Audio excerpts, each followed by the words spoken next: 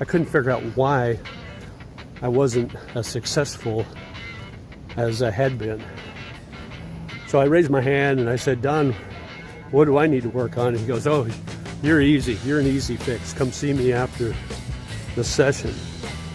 So session is over, training is over. I go to his office, sit down. And I go, okay, so what's the deal here? He goes, it's your attitude. I go, what? And he goes, it's your attitude. You're real negative. And he goes, and people can hear that on the phone when they're talking to you. And that's why nobody's showing up for your hello, good morning. That's why no one's showing up for your tours, because they can feel that negative energy coming out of you over the phone. And I was really taken aback at first because I thought, no way, I'm not negative. And I went home and I kind of pouted a little bit, but I got to thinking about what he said, and he was right. Hey Lonely Bulls, it's JJ the Lonely Bull in Asia. I wanted to post this video. I've been thinking about it for a while now. In fact, I did the video back in February when I found out what the news was. But it concerns a friend of mine, and it's kind of personal, but I felt the need to share it. And so I hope you'll take something away from this too. So here's the video. Check it out.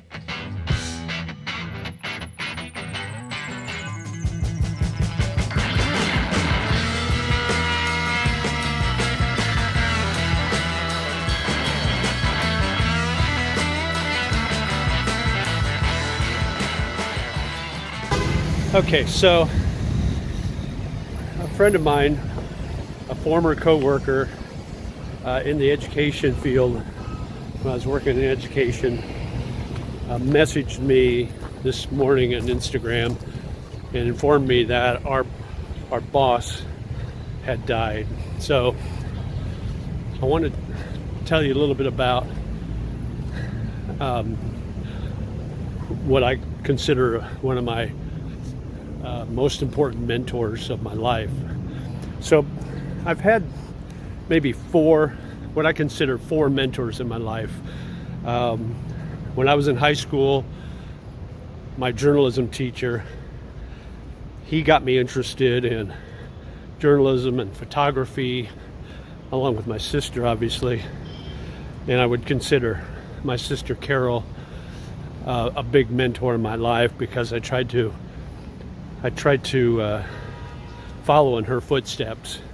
I was so proud of her when I was just a little kid. And she joined the Navy, and she was big into art and photography, so I wanted to do the same. I wasn't as talented as her, but I still wanted to be like her.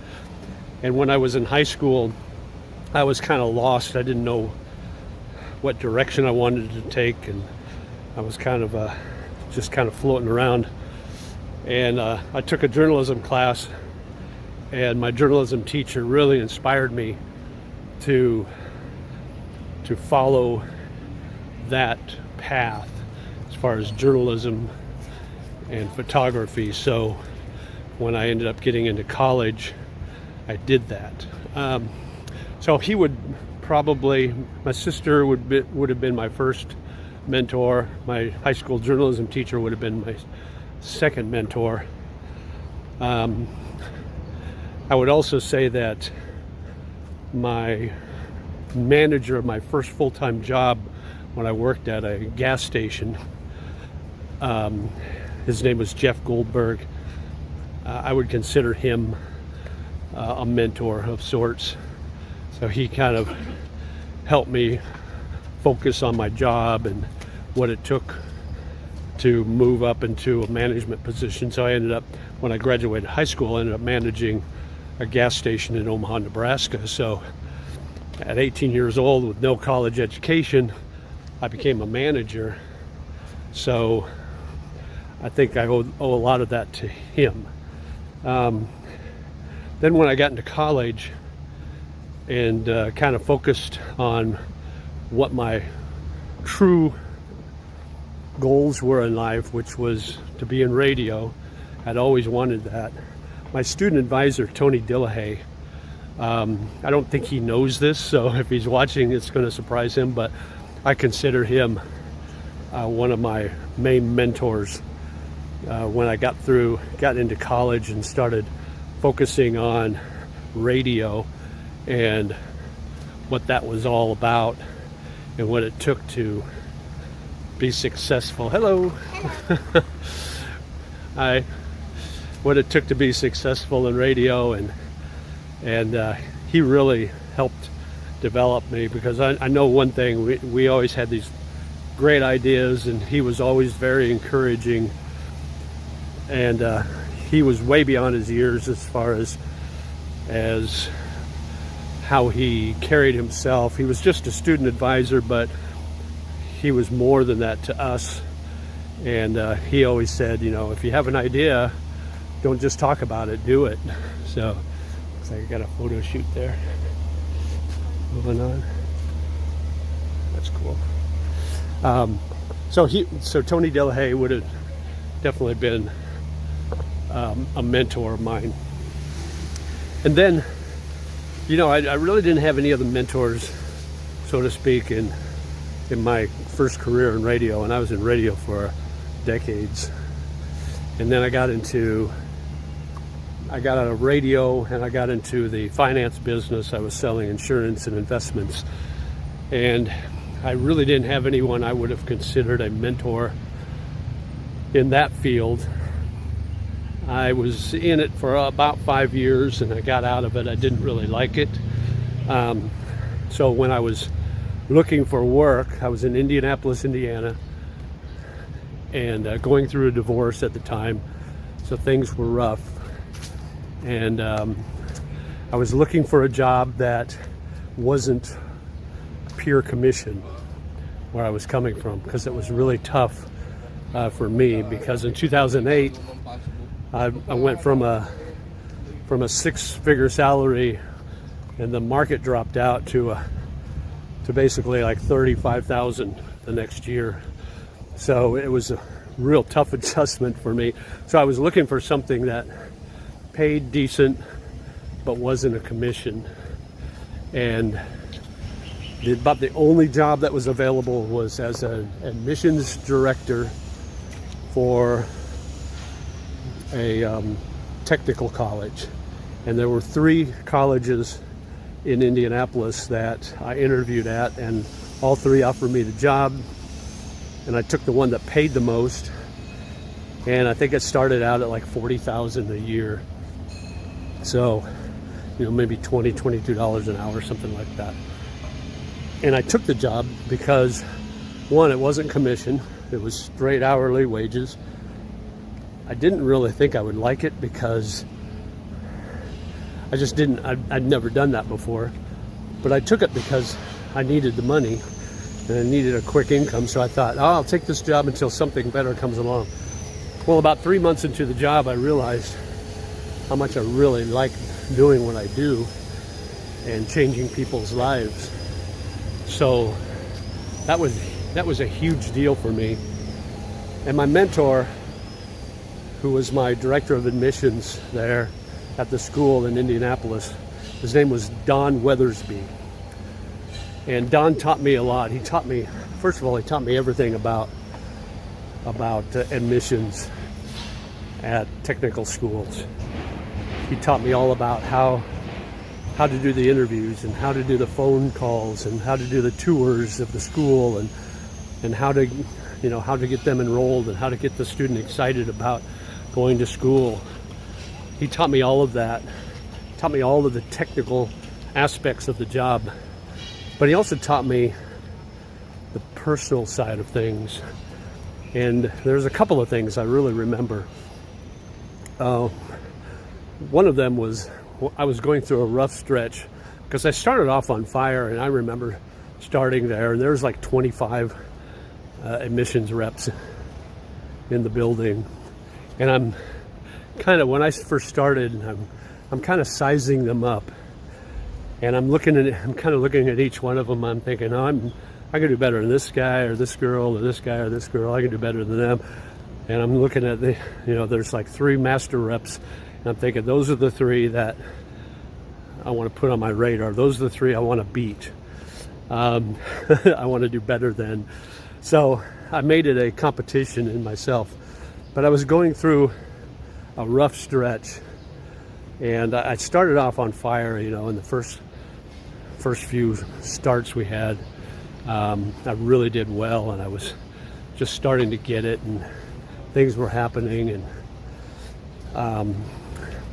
but I got in this rough stretch when my personal life was really entering my business side of things, because I was going through a divorce, and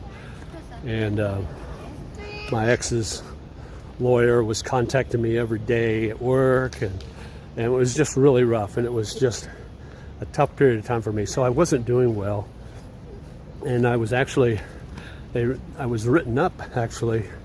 I was on notice, basically. So I started going to Don's training classes with the new reps, and sitting in on the training, and there was one day where he said he's in the training, and he's talking to each of the new reps, and he goes, "This is what you need to work on, this is what you need to work on." And I'm kind of sitting in the back, kind of taking it all in, because I was a senior rep at that time. And so I'd gone through all the training, but I just wanted a refresher, because I couldn't figure out why I wasn't as successful as I had been. So I raised my hand and I said, "Don, what do I need to work on?" And he goes, "Oh, you're easy. You're an easy fix. Come see me after the session." So session is over, training's over. I go to his office, sit down, and I go, "Okay, so what's the deal here?" He goes, "It's your attitude." I go, "What?" And he goes, "It's your attitude. You're real negative." And he goes, "And people can hear that on the phone when they're talking to you, and that's why nobody's showing up for your, hello, good morning. That's why no one's showing up for your tours, because they can feel that negative energy coming out of you over the phone." And I was really taken aback at first, because I thought, no way, I'm not negative. Now I went home and I kind of pouted a little bit, but I got to thinking about what he said, and he was right. I had been super negative, because I'd let everything from the outside, all my personal things, come inside those walls at work and affect me. You know, I was going through that divorce, and it was a rough divorce, and I was going through all these things, you know, with money problems and bills and all that, and I was letting it inside that building. And so as soon as I was able to understand that and deal with it, I was really able to come to terms, and I did better. And it was all because of him, by setting me right. It was that tough love, you know. Here's the truth. You may not want to hear it, but this is it. So I really appreciated what he had said there and what he had done for me. The next part was when I was super successful, other reps started getting envious and jealous and started complaining about my success. And so I went back to Don, and I sat down and I said, why is everybody against me? He goes, "Jeff, let me tell you," he goes,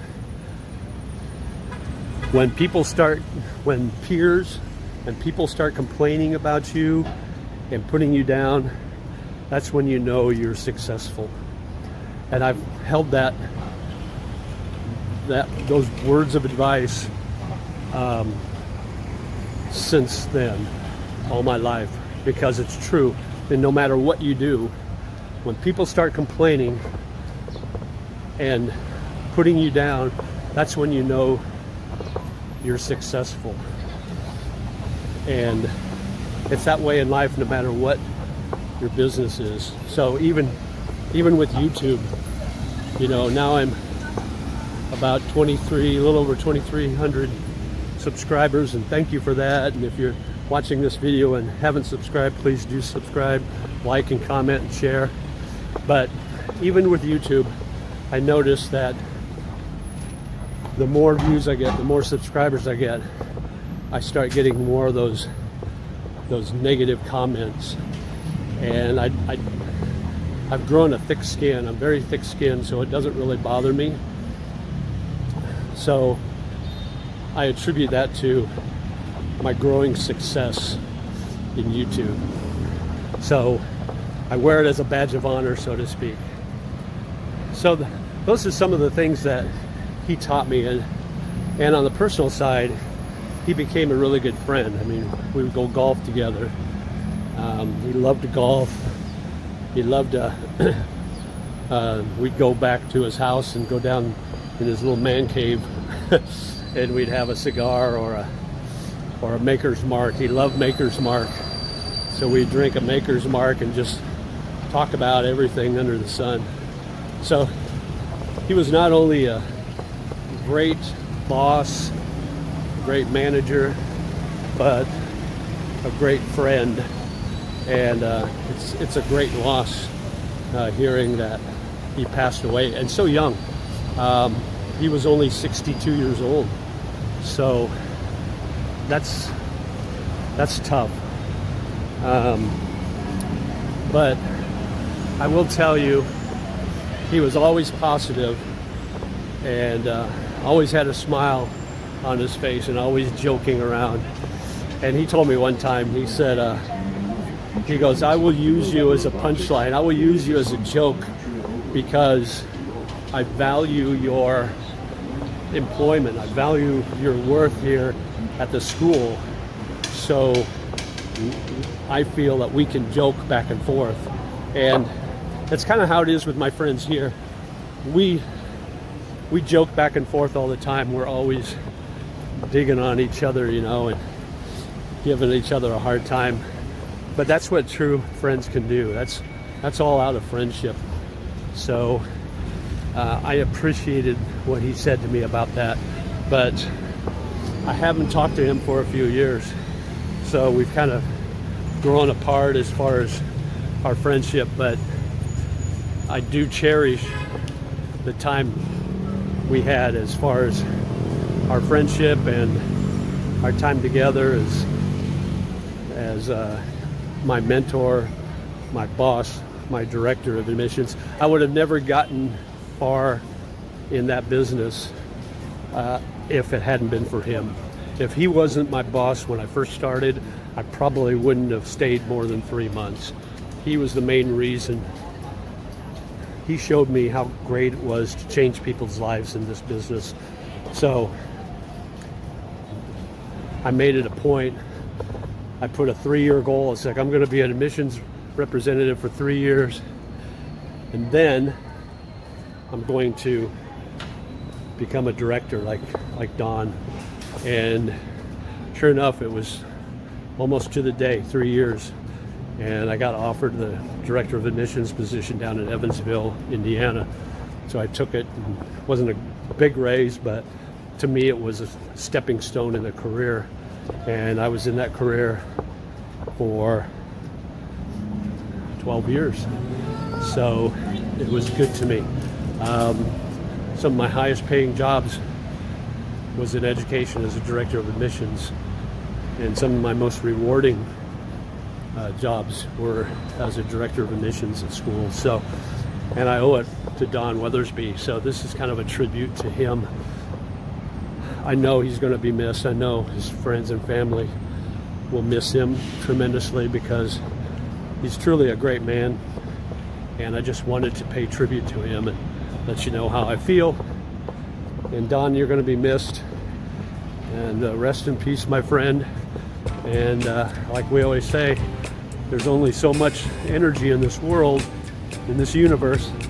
And if you surround yourself with negative energy, there's no room for the positive. So stay positive, everyone. Mabuhay, live life, and we'll talk to you soon. Bye-bye.